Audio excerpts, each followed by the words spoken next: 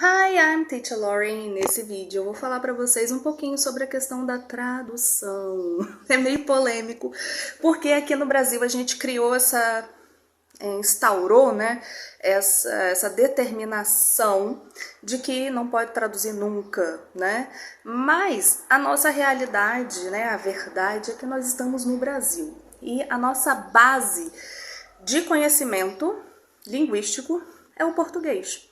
Então, fica muito difícil, principalmente para quem está começando um idioma novo, simplesmente jogar fora tudo que você aprendeu de português a vida inteira, desde que nasceu, para falar um outro idioma que você nem domina, para pensar em outro idioma que você não domina e que não faz parte da sua cultura, que não faz parte da sua vida, que não faz parte do seu dia a dia.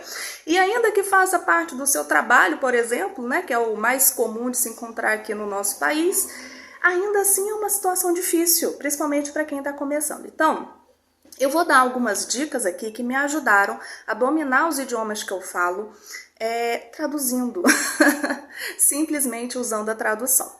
Então, olha só, todas as vezes que eu estou iniciando um vocabulário novo, né, vamos supor, eu quero aprender o vocabulário de objetos de dentro da casa. Eu peguei uma técnica que a minha mãe me ensinou. Minha mãe também é professora de inglês, né? Eu tive essa sorte na minha vida. Então, o que a gente fazia, né? Ela colava post-its na casa inteira, até a gente dominar aquele vocabulário ali, né? E a gente ia repetindo aquilo. Então, eu olhava para a janela e falava window, eu olhava para a porta e falava door, eu olhava para o meu violão e falava guitar, né? Eu olhava para as figuras, né? Os quadros, pictures ou posters. Então, a gente foi adaptando, já que a gente não estava imerso em outro país, já que a gente não tinha condição de fazer, né, uma viagem e ficar imerso em outro país por um longo tempo, a gente fazia a nossa própria imersão dentro de casa. E isso funciona muito, muito mesmo.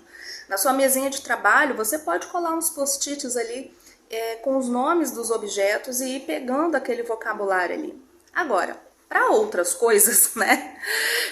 Para outros objetos, outros vocabulários, existem as figuras. Então você pode criar, por exemplo, no seu celular, um grupo de imagens e vai passando o nome deles, né? Igual os flashcards que nós, professores, usamos em sala de aula com vocês, né? A gente mostra uma imagem e aí vocês precisam falar, né? Repetir ou lembrar o nome daquela figura em inglês. Vocês podem fazer isso com vocês mesmos, né? Então vocês criem ali um banco de imagens no celular de vocês, né? Para que vocês consigam. Eu tô tentando lembrar um nome que alguns celulares têm. São os álbuns, né? Álbuns de figuras, né? Tô olhando aqui no meu celular. Ele se chama álbum. Então você cria um álbum ali com as figuras que você precisa dominar dentro do seu trabalho ou dentro daquilo que você está estudando na escola, entendeu? E você vai passando as imagens e vai falando os nomes daquilo em inglês. Isso também super funciona.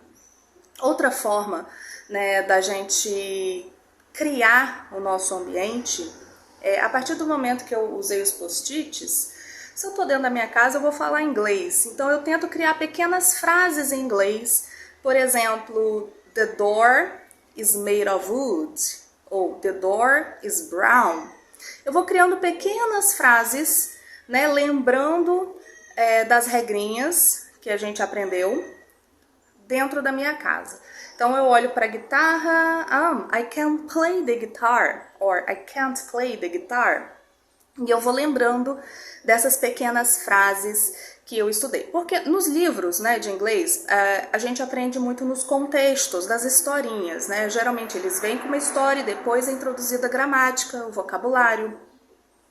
Eu, como professora, gosto de meramente falar do vocabulário, que eu aprendi essa técnica na época que eu estudava francês. Então eu pego os vocabulários com os flashcards e depois a gente vai trabalhando a história, contexto, gramática.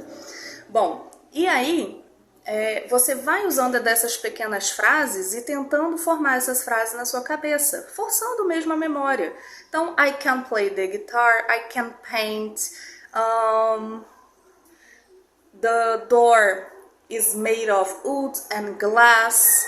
Então você vai tentando lembrar desse vocabulário, mas agora formando pequenas frases, tá certo? Então essa é uma outra técnica para você ir utilizando e trazendo para sua realidade o inglês.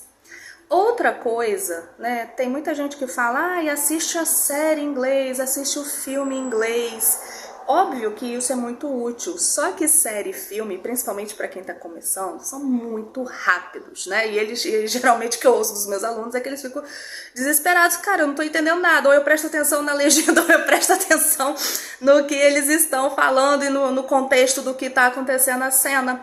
Então a minha dica é, em relação a séries e filmes, assista pequenos trechos, tá? Você não assiste uma série inteira, não vai ficar 1 hora. Pega 5 minutos, aí você volta, ouve de novo aqueles 5 minutinhos, entendeu? Ou você pega um filme que você já conhece o enredo, já conhece todo o contexto, até as falas, né? Porque a gente, quando gosta, decora. E aí você assiste esse filme em inglês. Então, isso é mais eficaz, tá? Do que você ficar tentando, né? Forçando ali, porque acaba se tornando enfadonho, chato, né? Então, pega pequenos trechos ou os filmes que você já conhece, que vai facilitar, porque você já conhece o contexto, você já conhece o que vai acontecer, então você não precisa ficar ficcionado, né, porque já tá ali no seu subconsciente, já tá na sua memória, aí você foca na questão do inglês, tá bom? Bom, outra dica que é pensar em inglês, como Teacher Lauren, que eu vou pensar em inglês. Eu acho uma coisa meio doida na minha cabeça, mas como eu sou uma pessoa criativa, não tô nem aí, vocês vão achar. Sou criativa mesmo, eu sou meio maluca. Eu dialogo comigo mesma. Então, você pode criar a técnica do espelho, né? De criar um diálogo de você com você mesmo no espelho, no celular, como eu estou fazendo aqui, gravando esse vídeo para vocês. E vocês podem também, uma coisa que eu gosto muito, sempre gostei, com todos os idiomas que eu estudei, que é olhar a historinha que tá lá no livro e me imaginar dentro dessa história. Então eu pego uma das personagens e me insiro mentalmente como se eu fosse aquela personagem. E aí eu tô naquela história. E aí, na minha imaginação, eu preciso falar em inglês, né? Então isso facilitou muito a minha vida em relação a isso. Então eu passei a dialogar. Eu crio frases. Então hoje, quando eu tô andando na rua, se eu quero, por exemplo, praticar o inglês, eu vou olhando os números da porta, das casas das pessoas e vou falando aqueles números em inglês. Por exemplo, se eu tenho essa dificuldade de número, eu lembro que eu falava as cores, se a casa era grande, era pequena, quantas janelas tinham, enfim.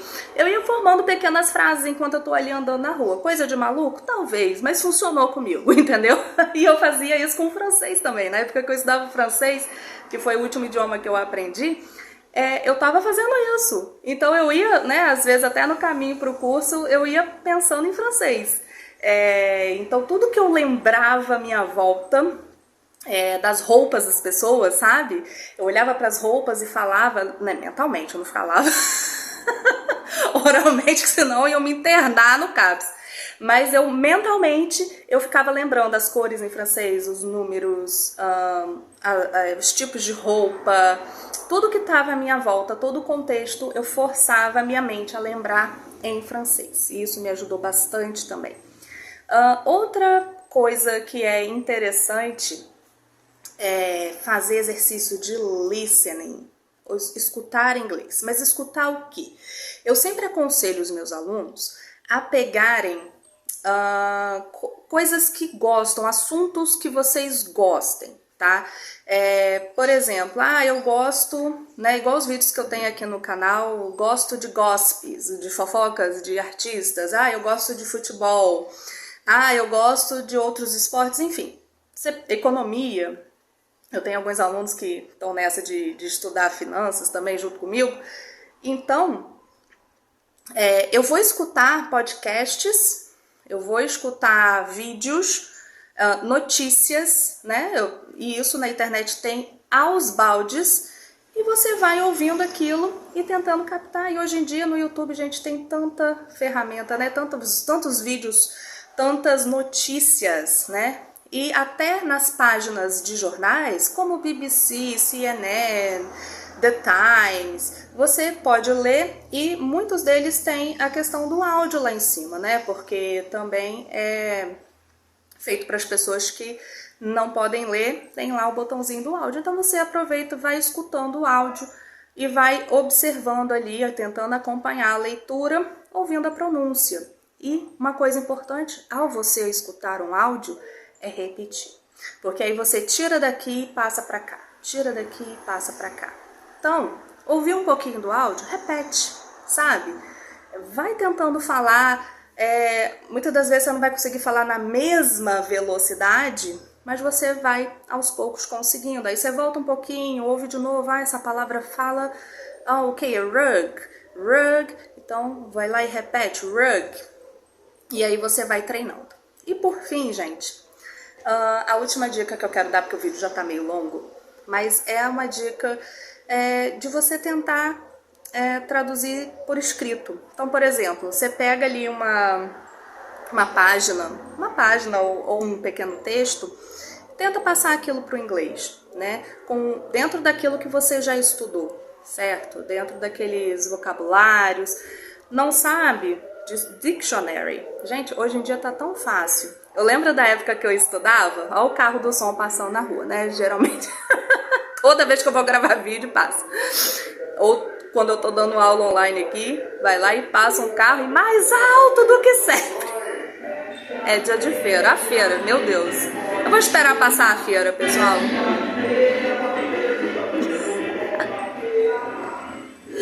Bom, pessoal, olha, tá passando mais alto hoje, hein? Vou te falar.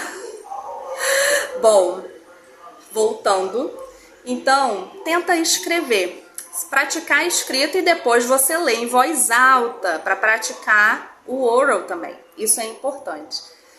Por fim, pessoal, para encerrar esse vídeo, não tenha medo de errar. Eu vejo muito aluno bloqueado, aluno que é super inteligente, sabe? Que tira 100 na parte escrita, no listening, mas na hora de falar tem medo de errar. Gente, não é o nosso idioma, então para com esse medo bobo de errar. Eu, como professora, não tenho medo de errar, e eu não sou perfeita, às vezes eu erro a pronúncia, e aí eu vou lá, ouço, conserto. E tá tudo bem, sabe? Nós erramos, né? Acabei de errar aqui, ó. Nós erramos a nossa própria língua, né? A gente não tem proficiência, né? Assim, a gente não tem uma qualidade linguística, muitas das vezes, no nosso próprio idioma, né?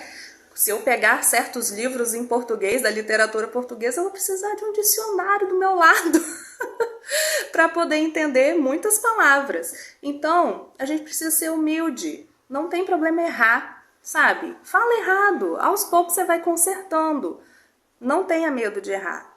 Principalmente em sala de aula, gente, né? Muitas das vezes a gente está ali em turma, as pessoas têm medo de errar, porque que o outro vai falar, gente, dane-se, entendeu? Você tá ali para aprender. Aliás, nós estamos nessa vida para aprender. Então a gente precisa deixar esse medo bobo de lado, sabe? Nós precisamos de humildade para a gente estar sempre aprendendo. E como é gostoso quando a gente aprende, quando a gente domina aquilo, né? Bom, pessoal, eu vou ficando por aqui. Eu espero que essas dicas tenham sido úteis para você. Se inscreve aqui no canal, deixa o seu like. Eu também tenho um site onde tem bastante conteúdo, que é o loreassunção.com. E se você deseja aulas particulares online comigo, é só acessar o link aqui da descrição que você fala direto comigo, tá bom? Um beijo, see you!